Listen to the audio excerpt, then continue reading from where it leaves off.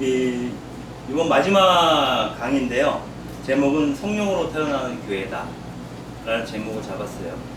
이건 뭐냐면은 그동안 강의하면서 위로부터 조직된 수직형의 어떤 교회와 또 아래로부터 새롭게 탄생하는 교회에 대한 얘기를 그동안 우리가 얘기를 했었잖아요. 그래서 특히 아래로부터 탄생하는 교회의 어떤 그런 신학적, 영성적 근거 뭐 이런 것들을 좀 살펴보는 시간이 되지 않을까.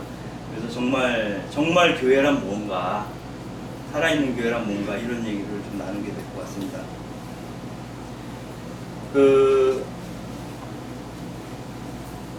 교회라고 하는 거, 교회가 무엇인가 이런 얘기를 할 때 많이 얘기하는 게, 이제 교회는 그리스도의 몸이다 이렇게 얘기를 해요.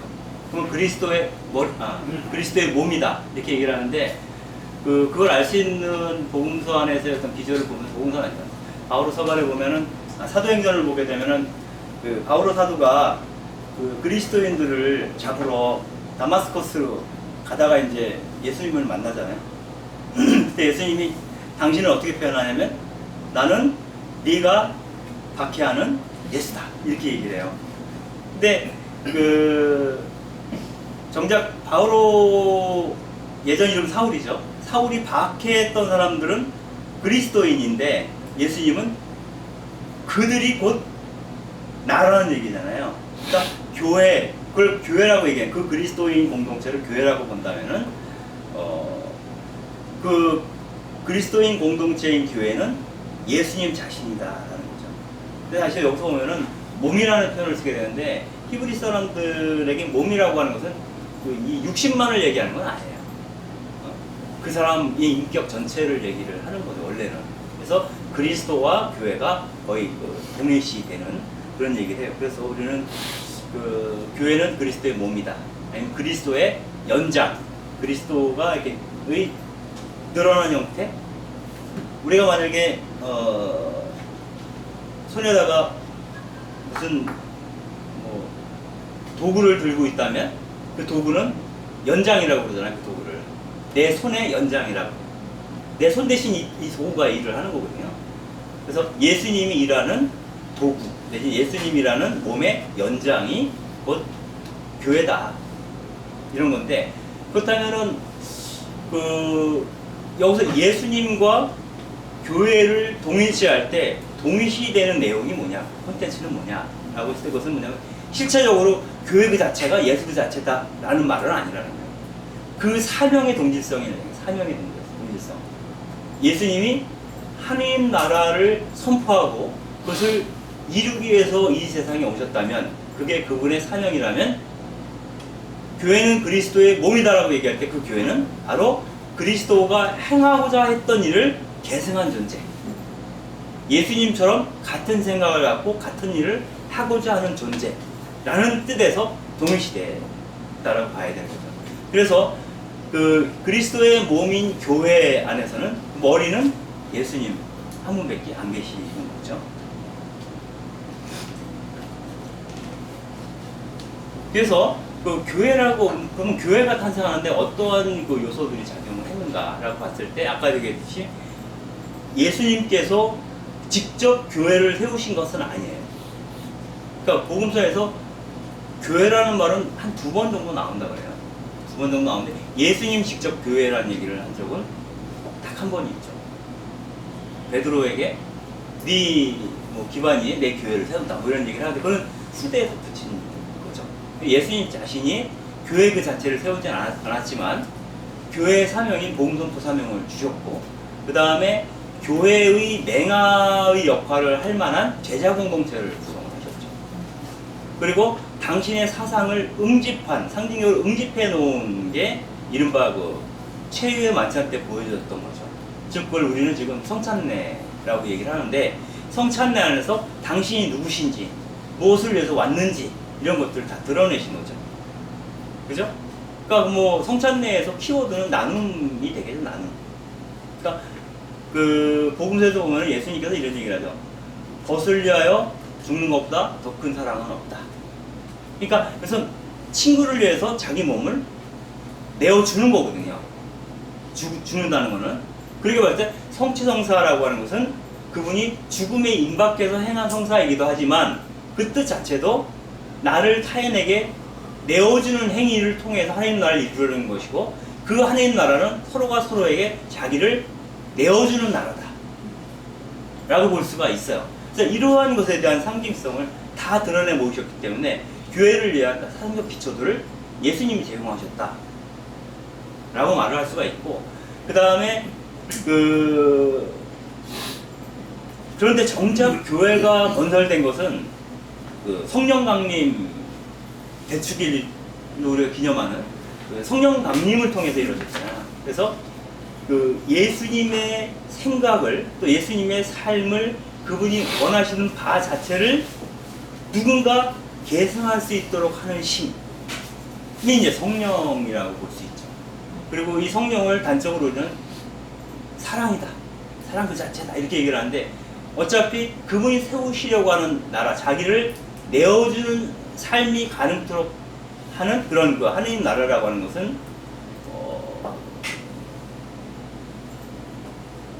사랑으로 충만한 나라라고 볼 수 있기 때문에, 결국은 교회를 이루는데 가장 결정적인 임파워먼트라고 그러나요?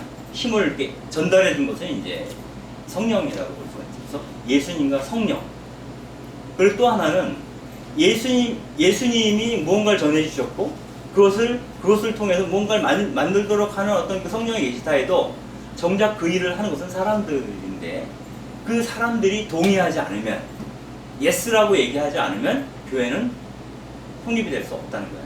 그래서 그 제자들의 결단, 이 삼박자가 결합이 되어서 이루어진 게 교회다라고 하는 거예요.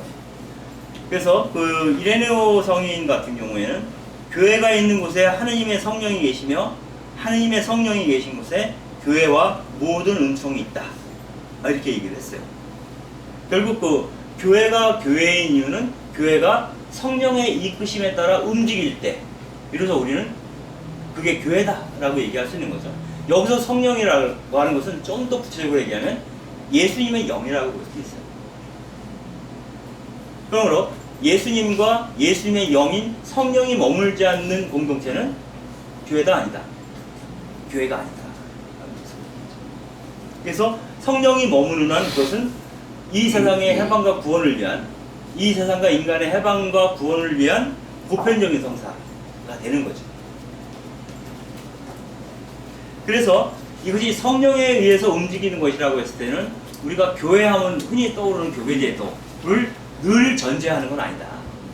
교계제도가 있을 수도 있고, 교계제도 밖에서도 가능한 것일 수 있겠다. 그러니까 하나님은 교회보다 더 크신 분이죠. 인간의 사랑을 넘어서시는 분이기도 하고, 하나님은 교회보다 더 크신 분이기 때문에 그렇다. 그래서 우리가 교회라는 말을 쓸 때 무슨 단어를 쓰나요? 처치라는 거예요. 처치가 교회인데, 그런 이제 그리스어로는 이제 에클레시아라고 쓰죠. 근데 에클레시아라고 하는 것은 그 공동체에, 그러니까 옛날 뭐 그리스 시대 폴리스가 되겠죠? 도시국가니까. 거기서 큰 문제가 발생을 하면 시민들이, 자유로운 시민이죠. 자유민, 노예들도 있었으니까 그랬어요. 그 자유민들이 모여가지고 그 문제에 대한 해법을 찾기 위해서 논의하는 거예요. 그래서 그 공동체의 문제를 해결하기 위해서 사람들이 모인 그 모임 자체를 에클레시아다 이렇게 얘기를 했어요. 그렇다면은 그 말을 그대로 갖다 쓰면 교회를 에클레시아라고 부를 때는 어떠한 과제가 있어야 돼요. 그리고 그 과제를 풀기 위해서 어떤 사람들이 모여있는 공동체가 에클레시아, 교회인데, 그 과제가 뭘까요? 예수님이 그 공생활 하시면서 끊임없이 반복적으로 계속 얘기한 건 하나밖에 없어요. 하느님 나라밖에 없어요. 그러니까 하느님이 예수님을 온통 차지하셨기 때문에 예수님은 모든 생각을 하느님 안에서 해요. 그래서 그분이 바라시던 나라는 하느님이 통치하시는 나라, 하느님 나라. 그렇죠? 그래서 하느님 나라를 위해서 소집된 백성들이 교회예요. 그러니까 그냥 신앙 예수님이 우리 주님이시다라고 고백하면서 그저 모여 있는 게 교회가 아니라 어떤 분명한 사명을 공유하면서 그 문제를 풀기 위해서 소집된 백성이라는 거예요. 소집된. 누가 소집했을까요? 하나님 나라를 세우라고 누가 소집했을까? 그 백성들을. 하느님이 했겠지. 하나님 나라니까. 하느님께서 우리를 부르신 거죠. 그래서 우리가 응답함으로써 교회 안에 온 거예요. 오는 방식은 여러 가지가 있어요. 친구 때문에 뭐 강남 아저씨 교회에 올 수도 있고 여러 가지 방법이 있겠지만 어쨌거나 내면적으로는 하느님이 우리를 부르시지 않았다면 우리는 교회 안에 있을 수 없다라는 거고, 하느님이 그 백성들을 교회 안으로 부르신 이유는 바로 어떠한 과제, 즉 하느님 나라라고 하는 그 사명을 이루도록 소집한 것이다, 이렇게 보는 거죠. 그러한 의미에서 그 하느님 백성 혹은 교회라고 하는 것은 일종 거룩한 사제단 이렇게 표현을 했어요. 새 번역에서는. 그러니까 사제인 백성 이렇게 표현을 했어요.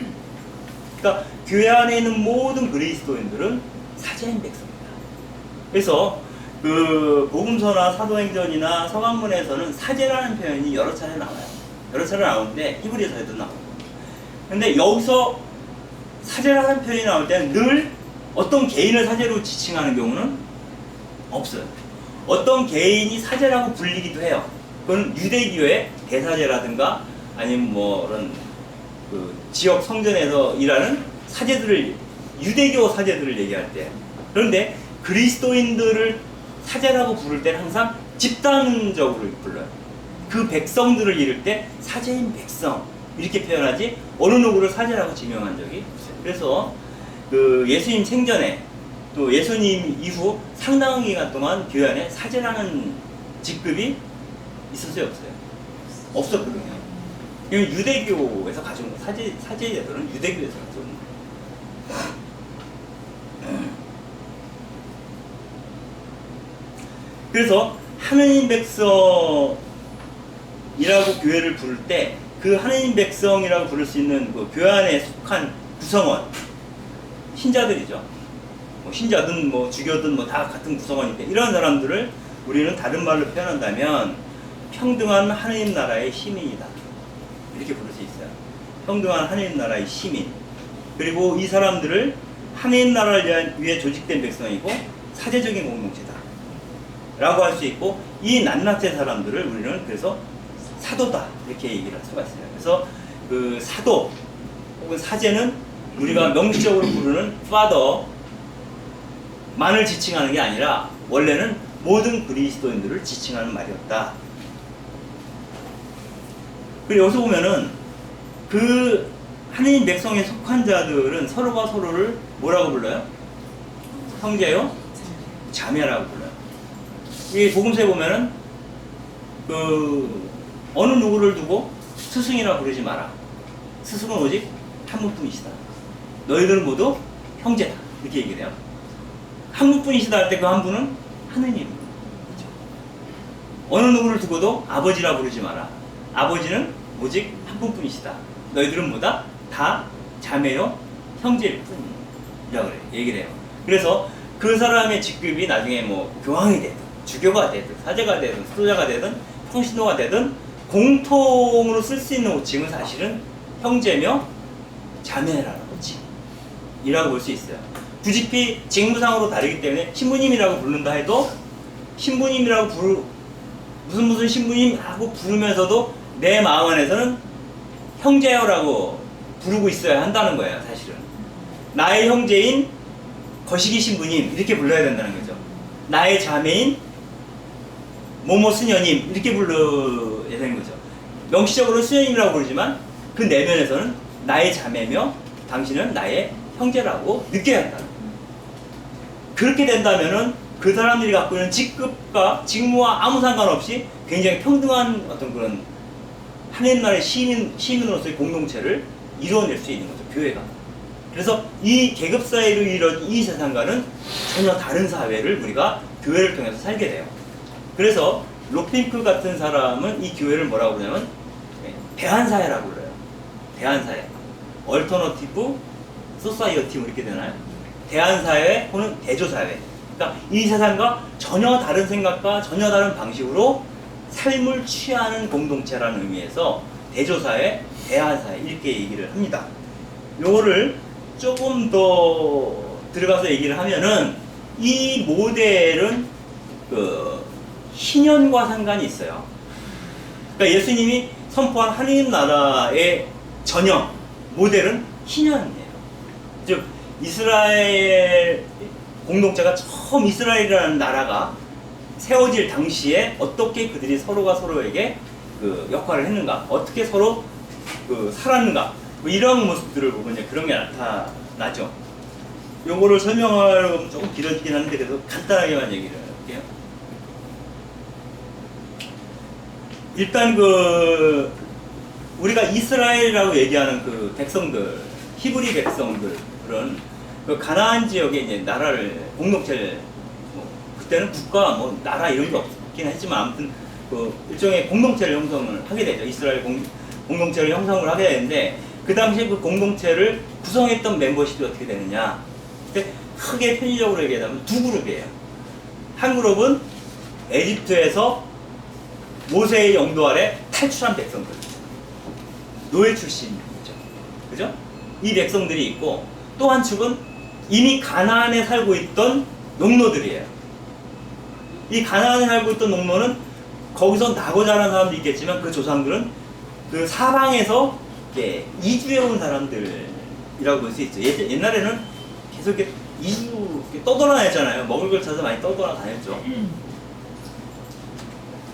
아무튼 그래서 그 가나안에 원래 있던 성국가, 성을 중심으로 하는 그 성을 중심으로 해서 성 밖에 있는 토지를 개간하고 그 사는 곳은 성 안에서 살죠 보통. 그래서 그 성국가에서 소장농으로 일하던 그 사람들과 또 그 에집트에서 탈출한 노예 집단과 결합해서 이루어진 나라가 이스라엘 공동체다. 그래서 그들이 이룬 공동체는 더 이상 노예도 없고 그 나라는 또 뭐가 없어야 되나?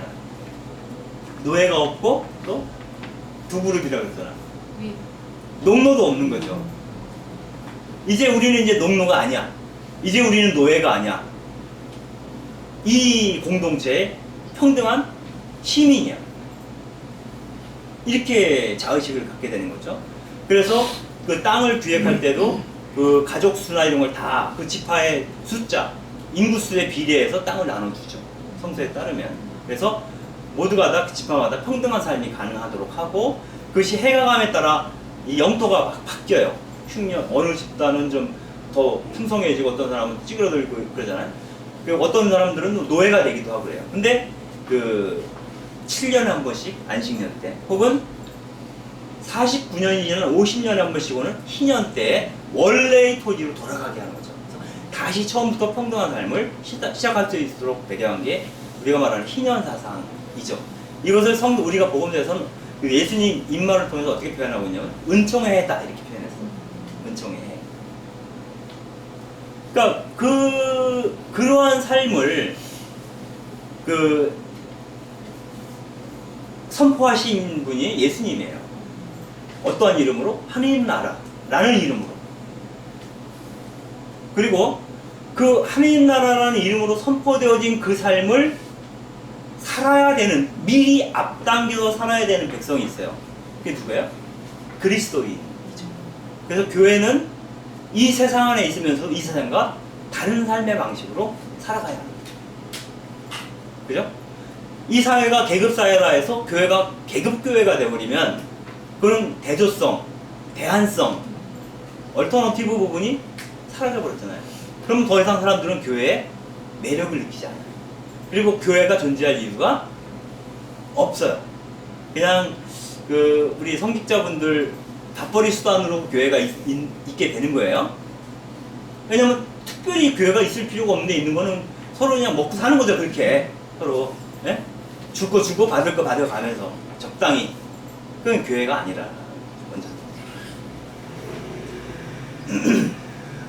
그래서 모두가 평등한 공동체인데 그 공동체 안에 사람마다 성령으로부터 받은 은사가 다를 수 있다. 은사. 이게 카리스마예요.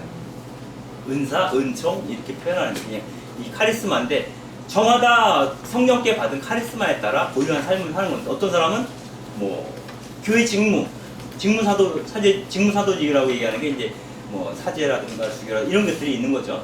그러한 어떤 그 주교로서의 자기 삶을 사는 것, 아니면 사제로서 사는 것, 또 평신도로서 어떠한 영역에서 나름대로 이 세상을 위해서 헌신하고 사는 것, 이런 여러 가지 방식으로 이제 여러 가지 다양한 어떤 그 은사들이 있다는 거고, 그 은사가 주어진 목적은 서로 은사의 종류는 다르지만 모두가 다 공동선을 위한 것이다.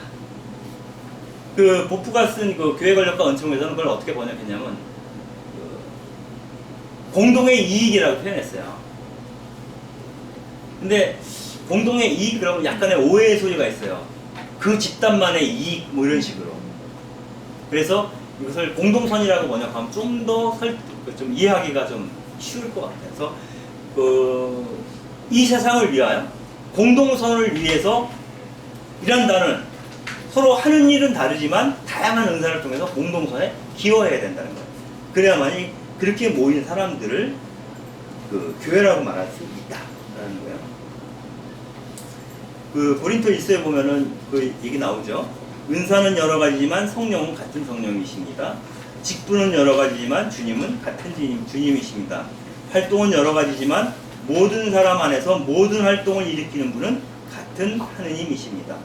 하느님께서 각 사람에게 공동선을 위하여 성령을 드러내 보여주십니다. 그렇게 이제 바오로 사도가 이야기를 하고 있습니다.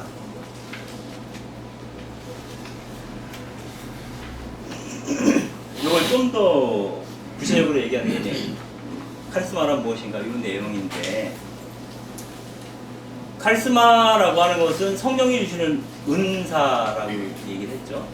그 카리스마를 받는 방식 중에 가장 큰 게 이제 우리가 기름 도유를 받는 거예요. 이게 우리가 식별할 수 있는 상징적 의례죠. 우리가 언제 이 도유를 받죠? 견진. 가장 큰 건 견진 때, 세례는 물로 받고 견진 때는 기름으로 받잖아요. 그래서 그 기름을 바른다는 것은 어떤 사람한테 기름을 발랐죠? 이스라엘에서 왕이나 대사제 정도 되겠죠. 아무튼 왕한테 바르는 기름도. 왕이라고 하는 말을 그리스도로 하면 그리스도예요. 그러니까 우리가 견진 때 기름 도유를 받는 순간 우리는 뭐가 되는 거예요? 그리스도가 되는 거예요. 근데 그리스도가 된다는 게 나는 왕이 되니까 좋아가 아니라 그리스도가 된다는, 그래서 왕직, 우리가 그 사제들 때 사제직, 왕직, 예언직 이렇게 얘기하잖아요. 그래서 왕직에 해당되는 거거든요. 이 왕직이라고 하는 것은 세상을 관리하고 다스리는 역할이에요. 즉 이 세상과 관련된 부분, 직접적으로. 아주 그 종교적인 어떤 측면과 직접 관련된 건 사제직이에요. 우리가 미사를 봉헌한다 이런 것들 신부님들 하시잖아요. 이거 사제직이라고 하는 거잖아요. 근데 왕직은 다스리는 거예요. 교회를 어떻게 운영할 것이냐 뭐 등등 이런 것으로 교회 안에서는 얘기하고 있지만, 왕직이라고 하는 것은 일테면 문재인 대통령이 대통령으로 정치를 아주 잘하면 왕직을 잘 수행하는 거예요. 근데 문재인 대통령이 수행하는 왕직은 우리가 수행해야 될 왕직의 일부를 위임한 것이죠, 대통령에게. 그러니까 그 사람이 잘하면 내가 잘하는 것이기도 해요. 내 위임을 받아서, 국민들의 위임을 받아서 하는 거잖아요. 그래서 여기서 왕직 얘기할 때는 뭐 삼손이나 기드온 이런 선지자들이 외적이 쳐들어왔을 때 나가서 막 싸우잖아요. 그래서 이방 민족들하고 싸워서 자기 백성을 지키는 일, 이런 것도 이제 왕직에 해당되는 거죠. 그 다음에 예언자들 같은 경우에도 이 역사의 개입을 직접적으로 해서 그릇된 왕직을 수행하고 있는 임금들에 대해서 비판하죠. 세상 문제에 개입해 들어가는 거죠. 그건 일종의 왕직이죠. 그리고 제자들이 교회를 설립할 수 있도록 하는 심, 아니면 제자들이 교회를 설립하는 과정 자체도 일종의 왕직을 수행하고 있다라고 볼 수가 있어요. 그래서 성령의 기름 부음을 받은 그리스도, 또 다른 의미의 그리스도들이 이 세상을 재구성하는 거죠. 하느님 나라의 비전에 따라서 재구성하는 것이다. 요 얘기를 그 에페소서에서 좀 그동안 우리가 얘기한 것과 연결해서 볼 때 재미나게 얘기를 하고 있어요. 그 3페이지 주관을 보면은 이런 기절이 나와요. 그분께서는 높은 데로 오르시어 포로들을 사로잡으시고 사람들에게 선물을 주셨다. 포로들. 그러니까 에페소서에서 바울 사도는 뭐라고 얘기하냐면 그리스도인이 된 사람들을 하느님께서 포로로 잡아온 것이다 이렇게 표현하는 거예요. 그러니까 여러분들이 성당에 와서 세례를 받고 견지를 받고 신자로 생활하는 것은 하느님의 포로가 되었기 때문인 거야. 하느님이 여러분을 어떻게 했어요? 포로로 잡았어. 근데 포로로 잡고 그 포로들한테 선물을 줬어. 그 선물이 뭐예요? 카리스마, 은사라는 거예요. 다양한. 그래서 그리스도교를 노예들의 종교라고 얘기를 했잖아요. 하느님은 우리를 노예로 삼아 하느님 나라를 건설케 하셨다. 이렇게 얘기해도 틀리지 않아요. 라는 거예요. 그래서 어떤 사람은 사도로 세우고, 어떤 사람은 예언자로, 어떤 사람은 복음 선포자로, 어떤 사람은 목자나 혹은 교사로 세우셨다는 거예요.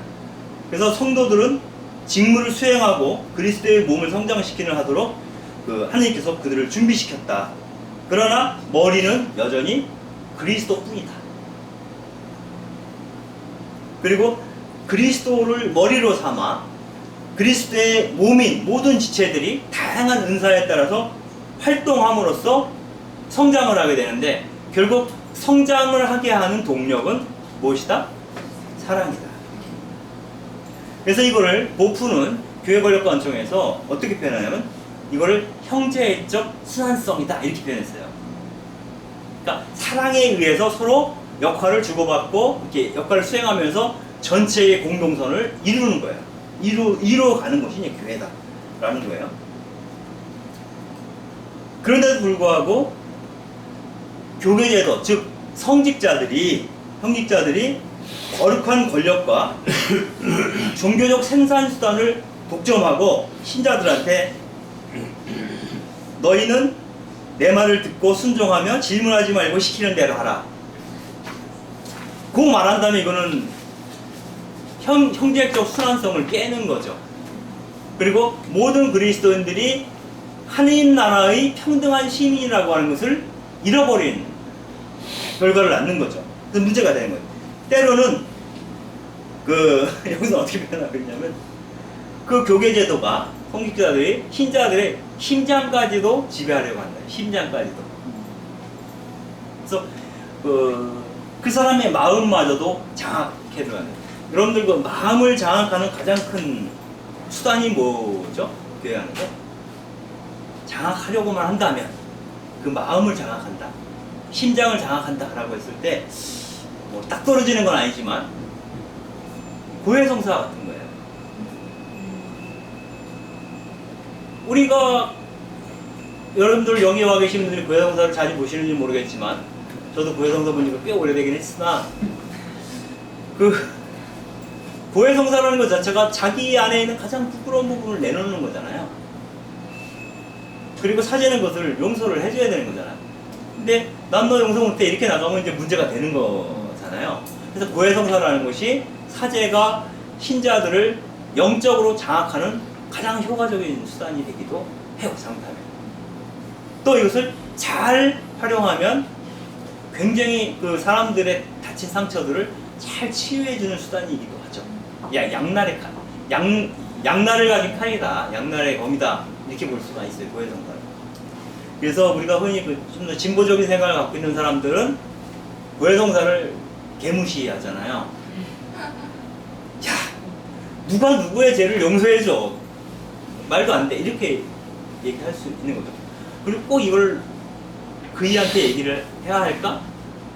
그 신부님이 별로 내가 보기에도 존경스럽지 않은데 뭐 이런 식으로 이렇게 하기 시작하면 계속 교회 밖으로 나가는 거가 돼요. 그러나 그 고해성사를 통해서 자기 삶을 새롭게 또 갱신할 수 있는 기회로 삼을 수도 있어요.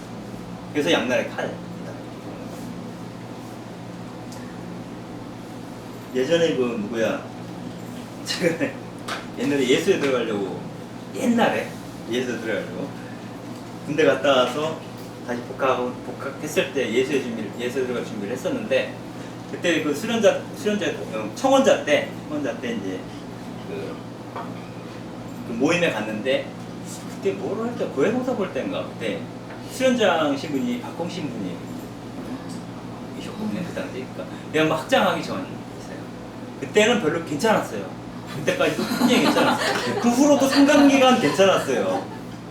그분이 총장 되고 나서도 막 혼자 나서 마당에다 물 뿌리고 혼자 일도 하시고 막 그랬거든요. 옛날에 하던 습관이 남아가지고. 근데 그분이 수련장이셨을 때, 일단 뭐 얘기를 하니까 내 손을 이렇게 잡아주는 거예요. 막 잡아주는데, 이 신부님 손이 엄청 커요. 내 손 2배 정도 돼요. 그리고 엄청 뜨거워요. 그러니까 내 손을 마치 그 불구덩이 속에 집어넣은 것 같아요. 뜨끈뜨끈해요. 그래가지고 이렇게 손을 내주고 그분이 이렇게 탁 감싸주고 있는데 마치 새가 둥지에 이렇게 안겨있는 느낌? 되게 좋았어요. 고해성사라는 것이 그러한 역할을 할 수도 있죠, 사실.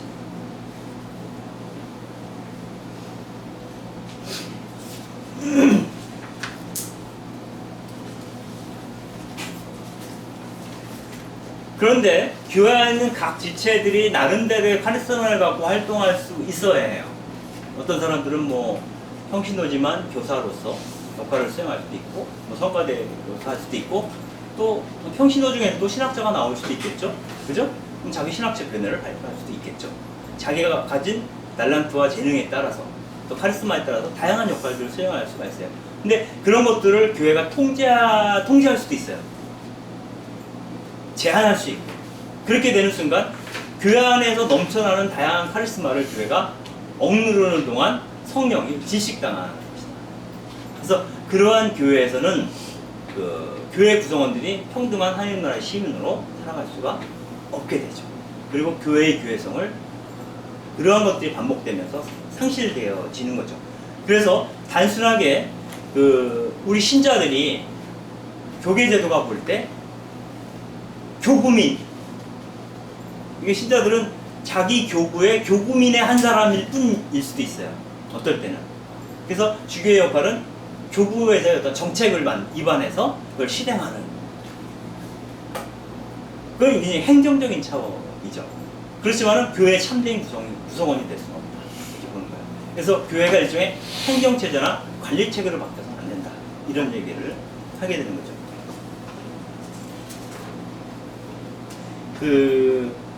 이를테면 미묘한 거예요. 사실은 긍정적 측면도 항상 모든 정책에는 아주 긍정적인 측면도 있고, 그게 잘못 실행되면 부정적인 측면도 생기는 건데, 예를 들어서 우리나라의 한국교회에 있는 것 중에 하나가 판공성사죠. 판공성사.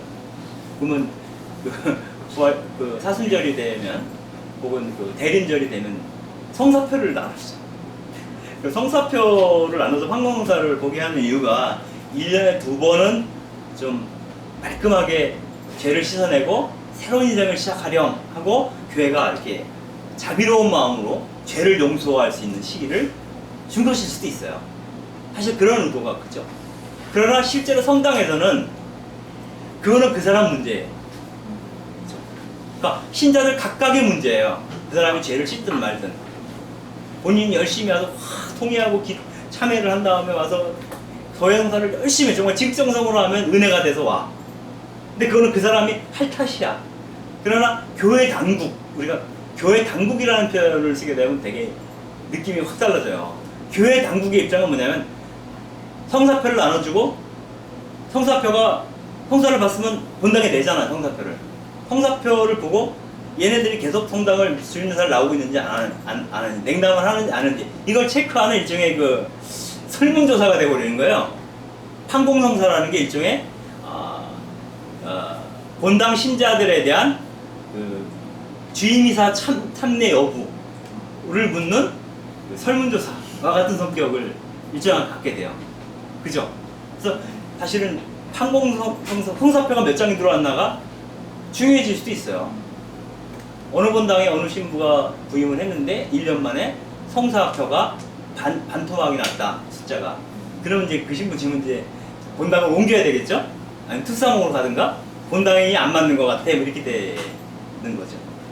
그래서 그러한 어떤 그 의미 있는 장치, 교회 안에서 그 갖고 있는 의미 있는 장치들이 때로는 그 신자들에 대한 관리 수단으로 활용될 수 있다. 또 하나는 가장 많이 논의되는 게 요새 우정부 교구도 그렇고 또 제주 교구도 그렇고 많은 교구에서 이제 하는 게 소공동체 운동이잖아요. 근데 소공동체 운동 다른 데는 잘 되는지 모르겠지만 우정부 교구 같은 경우는 몇 점 정도 줄 수 있을까요? 우정부 교구 소공동체 운동 어느 정도 몇 점 정도 줄래요? 서울교구도 열심히 하나요? 본당마다? 이제 안 해요? 본당에서 소공동체 하죠. 부역관 모임 안 해요? 하는데 잘 안 이루어졌어요. 거의 그거는 게임 끝났어요. 전혀 안 돼요. 전혀. 부역반 모임을 소공동체식으로 하라고 자료들이 계속 나오는데 그걸 갖고 모임을 하는 소공동체 자체가 거의 없어요. 그냥 모여서 밥 한 번 먹는 거예요. 소주 반주해 가면서 밥 한 번 먹고 그동안 사는 얘기 좀 하고 그 기도하고 그리고 조금 나은 데는 성서옥이 나오는 성서정도 있고 같이 잠깐 묵상한 다음에 밥 먹는 거예요. 근데 왜 소공동체를 자꾸 강조하고 부역반 모임은 소공동체를 바꾸냐면 그것도 일종의 신자들에 대한 관리 차원이죠. 그러니까 아까 얘기했던 그 지난 시간에 얘기했던 교회기초 공동체 같은 성격이 전혀 아니에요. 교회기초 공동체는 그 지역의 문제와 그 구성원들 개인이 안고 있는 어떤 그런 그 개인적 사회적 문제들을 같이 이야기하는 거예요. 복음 안에서. 근데 그리고 실행 그리고 우리가 무엇을 할 수 있는가도 같이 얘기를 하는데 지금 우리는 신앙생활을 이렇게 보조하는 수단으로서 그 소공동체 운동이 실질적으로 얘기가 되고 있고 그것이 어떤 그 신자 관리적 차원, 교회를 이렇게 떠나지 못하게 잡아두는 그런 역할로 지금 하고 있어요. 그래서 원래의 취지들은 뭐 사라져 버리고 있다라고 보는 거죠. 그래서 그렇게 되는 경우에 우리는 그 신자들을 대하는 교회의 태도가 저 사람들을 평등한 우리 형제요 자매라기보다는 교구민 통치의 대상으로 보는 것이 아니냐 보는 거죠.